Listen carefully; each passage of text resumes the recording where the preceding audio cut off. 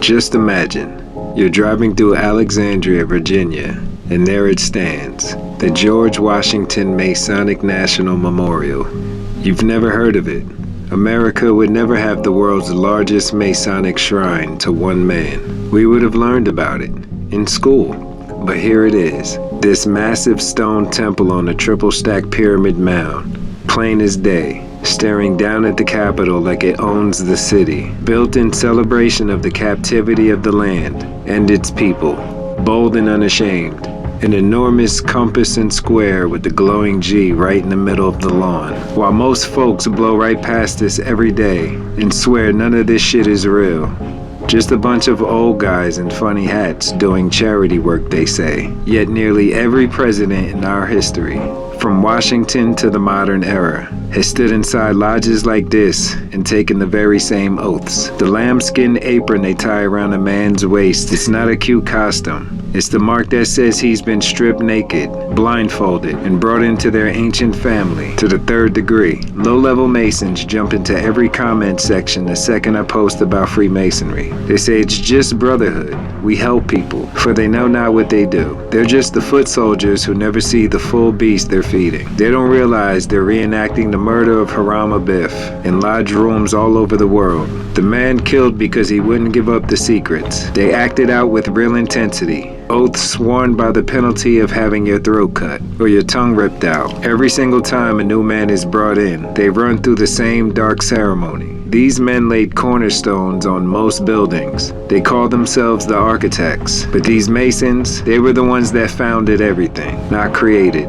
They carved their symbols into the street grids of Washington, D.C., into statues, obelisks, in every ancient city. Their mark is stamped everywhere you turn. And it's not just one group of people. The Prince Hall Lodges bring in brothers from the melanin-rich side, the copper-skinned families, and they take the same exact oaths, with the same grips, and the same silence. Everyone playing their parts in the machine. They pull the strings on the banks that own your debt, the courts that decide your fate, the media that tells you what to think.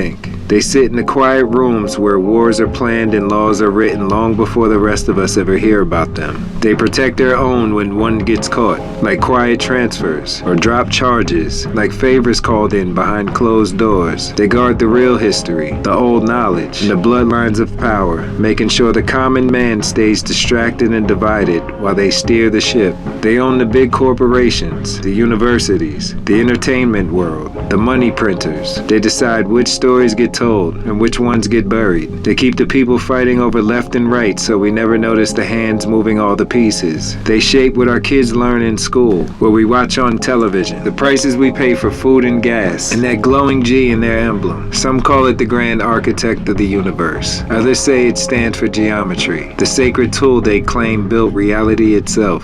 But wiser eyes see something older and darker, the serpent that finessed Eve in the garden, the one whispered about in hidden Texas got drilled. They leave pieces scattered on purpose, and if you're wise enough, you start picking them up, and the picture becomes impossible to unsee. The loudest guys arguing in the comments are usually the new initiates, you know, the ones with the bumper stickers and license plates. Regular men like you and I, who took the rights to now defend something they don't fully understand. But behind closed doors in the 30th degree and above, the real name slips out. It's Baal. The same Baal of the Old Testament, the god of child sacrifice, the lord of the black sun, the one who demanded blood on the altar so the fields would stay fertile and the kings would stay rich. They don't call him Baal in public rituals anymore. They switch things around. They call him the Lightbringer, the great architect, the hidden god of the ages. But it's the same ancient entity the Canaanites bowed to while they burned their babies alive.